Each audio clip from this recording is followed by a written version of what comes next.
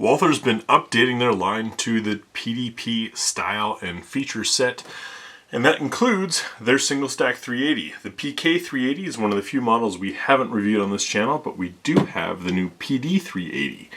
Tabletop review and field strip coming up next on GBGuns. In 2024, some of the hip folk may be wondering why you'd want a single stack 380 in this day and age, especially when it's not red dot ready. And the answer is, well, for the same reasons that people wanted it previously. It's a lightweight, compact, easy to use, simple firearm that is concealable, and check this out, with my famously oversized hands, I can still comfortably hold this thing. So you're looking at a versatile option for people looking to get into guns who want 380. There's some other things that we'll get to later on in this, but let's stick with our typical format of review. In the box, you do get a nice quality Walther durable chamber flag, great for ranges that require them, and for folks getting familiar with basic safety. 2 magazines with windows on both sides, which is great. We have a tool for adjusting the sights because the rear sight is adjustable. Up top, behind the foam, you've got your federally mandated lock, some random paperwork, and the manual. Next, let's take a look at that manual. Now, once again, the tough guys and know-it-alls love to skip this section because they know everything there is to know about firearms. I like to take a look at the manual, 1, to make sure that I'm doing things safely and correctly, and 2, because the manual is, to me, indicative of how well a company wants you to understand the firearm. And in my experience, most people who have struggles, it's because they don't understand their gun or how to use it. Now, for those of you that are familiar with guns already, notes out of here, plus P ammunition is always a question that I get, especially when you have a shorter barrel.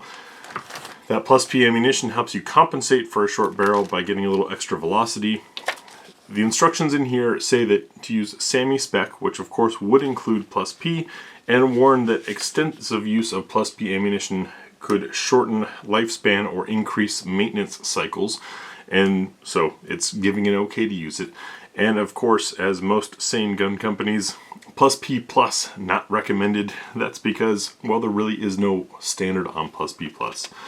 As far as other notes about the manual, it's your standard 4-color, but things are well explained. They use graphics to highlight things on photos, giving you that combination of both realistic imagery and letting you see what they're trying to show you in those photos.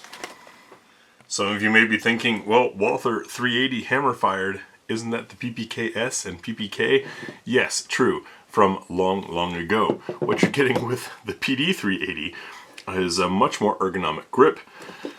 I believe, yeah, slightly longer barrel, so you're getting a longer sight radius, you're getting more velocity, better chance for modern hollow points to do their job if used in a defensive scenario. You're also getting just a nicer handling platform overall because, you know, in the last almost a century, we've learned some things about manufacturing and ergonomics. Also higher capacity. Weight is similar. It feels less concentrated on the PD380, of course, because we've got a polymer frame, and the balance is a little bit better, as well as that, as I still am having trouble getting my whole hand on this thing. You know, back in the single stack 9 days, the Walther PPS M2 was my favorite because I could get my whole hand on it, whereas the old school PPKS leaves you a little bit dangling. So on to our standard tabletop. Check for clear, and with the slide lock to the rear, we're looking for magazine ejection or release. This does use the paddle system, which I'm a big fan of. You can see that lever there. It can be actuated from either side.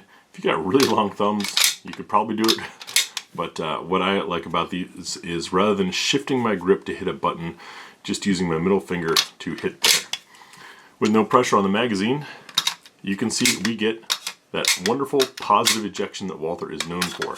I like that because it helps get things out of there quickly with or without gravity. Also permits for a little bit of grit or things to get in there. Now, having a metal bodied magazine inside a polymer frame helps with kicking that out. You can see we've updated to the PDP styling of cuts on the slides, which include these great serrations that though not, I mean, they're deep, but they don't appear over the top, but they really do grab you. That angle, downward angle, helps trap your hand in there. And then we've got a little bit of a bowl cut to the muzzle. Frame to slide fit. We've got some wobble, but the important part is our lockup in here. We do have a little bit of side to side, no vertical though. And that lockup is another major difference between this and a lot of 380s in that this is a locked breech. What's nice about that is it tends to make for softer recoiling and much easier racking because the recoil spring doesn't need to be so strong. In a system like this, we have that lock. We also have the mainspring to overcome, and all of that helps dissipate some of the recoil, stretch it out if you will, so it's not quite as snappy in the hand like a lot of blowback 380s. Speaking of hammer, this is a DASA gun, meaning double action, single action. The native state is going to be like this in single action, and what that safety does, because you can still pull the trigger with the safety on, is there's a little shield. If you watch the back of the firing pin there, it goes away when we're on fire, and then it protrudes farther than the firing pin when we're on safe.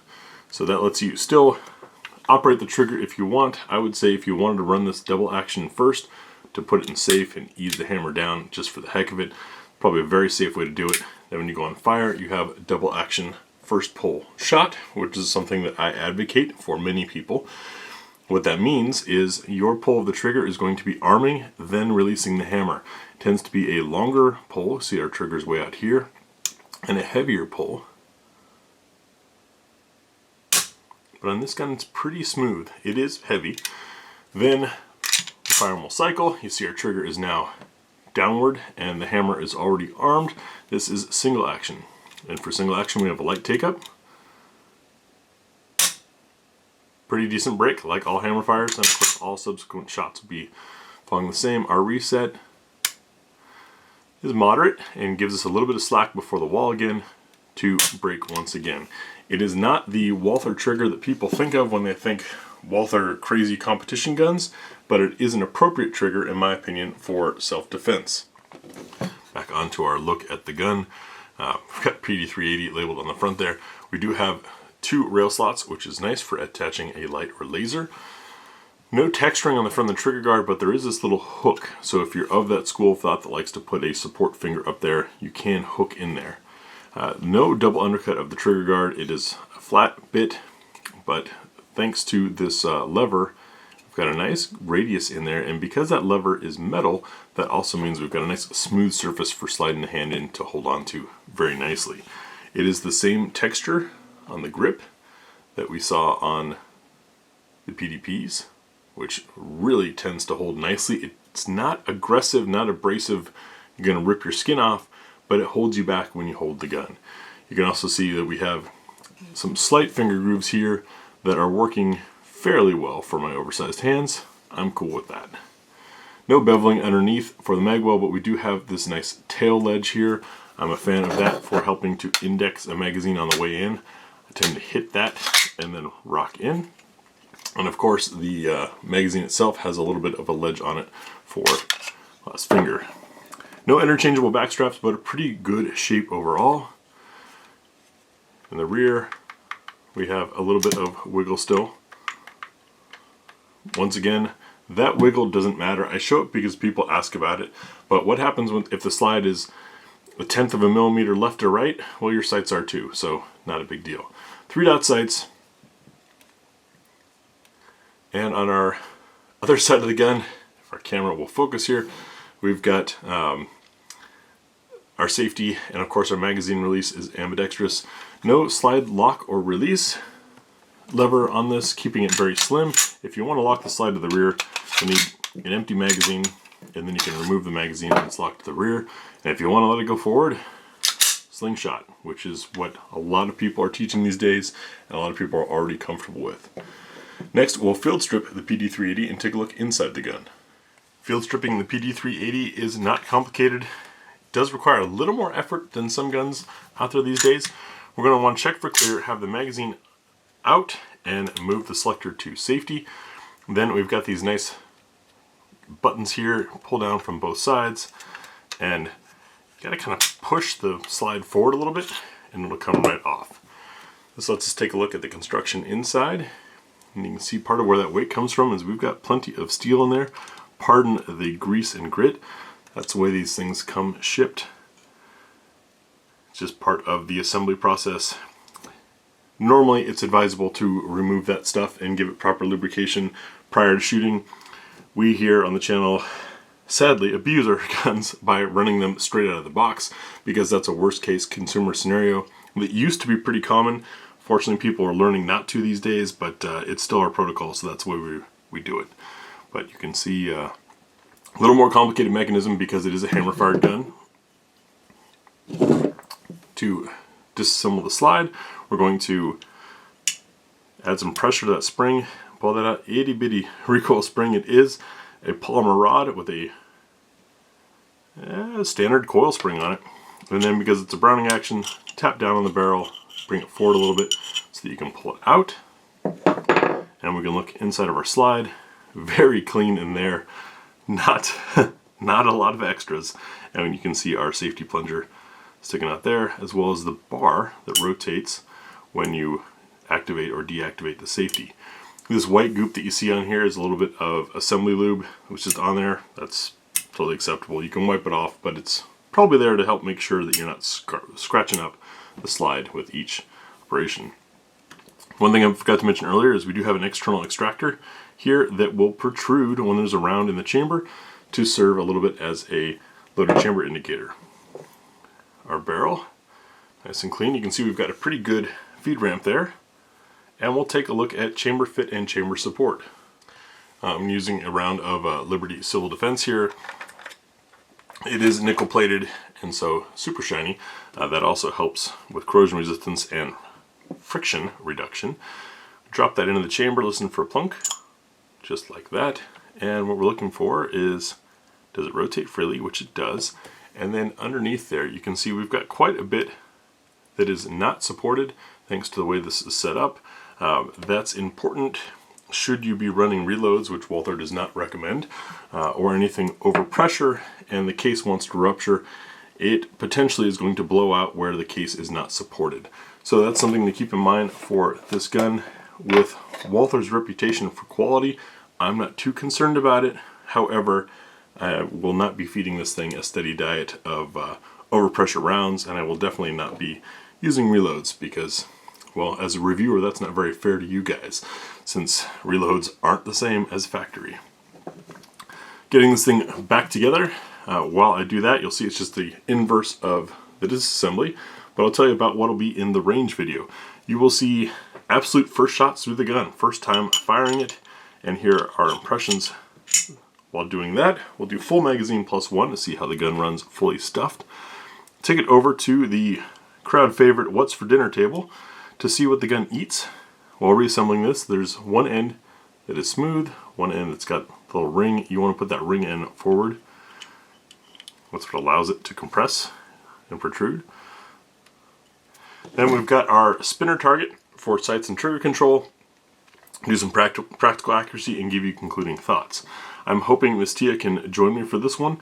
It's been a while since she's been in one of the videos, and this being a smaller gun, smaller handed intended gun, I think it would be a great fit for her. A note on reassembly. So you see this little piece right here that can be compressed when the hammer is forward. When the hammer is back, it does not want to be compressed. So if you have struggles getting this back together, make sure that your hammer is forward. And then we put the slide back on the frame. It requires a little more force. You get to a spot and it feels like it's stuck. If you push harder, it clicks like that, and now everything's back together. A quick functions check to make sure everything runs.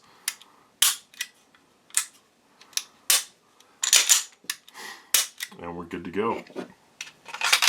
That's Walther PD380 Tabletop Review and Field Strip. For full specs, pricing, where to find these things, all that kind of stuff, as always, check the pinned comment over at GBGunsDepot.com. our website, you'll find a deeper dive review with both tabletop and range video, as well as the ammo we used in it, all that kind of stuff, and pricing as of the day that that was written. Thanks for watching, and we'll see you on the range.